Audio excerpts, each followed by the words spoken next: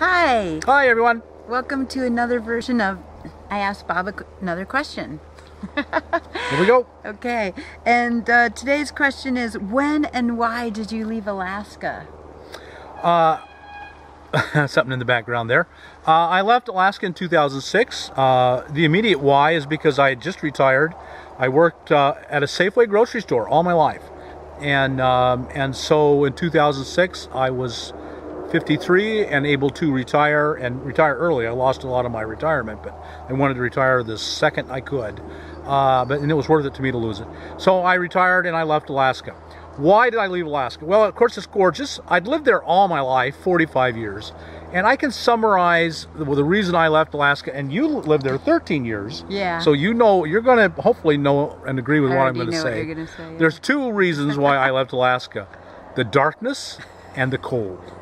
And my goodness, are they oppressive. The summers are amazing. They're full of light. They're not all that warm, but they're pretty warm. But man, the winter is dark and oppressive and cold, and just the darkness. I was done with that. And then, as you know, some winters you go through a long winter looking forward to the utter amazing joy of the summer, and then it rains all summer. Yeah. You know, you've waited all year, and then the summer's going to get here, and I'm going to go play 24 hours a day. And I know people that did that. I did that when I was a young man. I would go, there were tennis courts near public tennis courts near where I lived, and people would be out in that court 24 hours a day. I mean, at 1 in the morning, no lights on, you could be out playing tennis. And so it's a very manic, depressive place, literally. It became that way for me. Yeah, it is.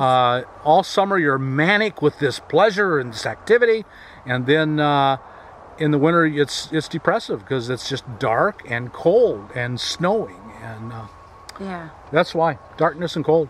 Yeah, I mean, I can remember weeks and weeks of 30 below where I lived up there, and God, in Fairbanks, I mean, I remember it was like 60 below, and that was kind of normal.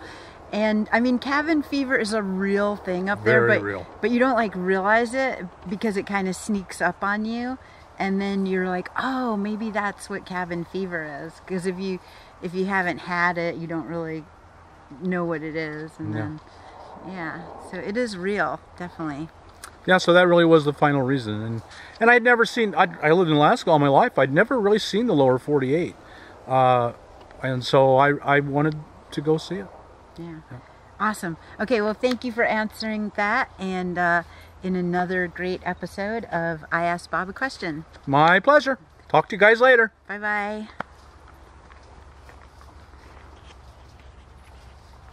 Okay. It's recording.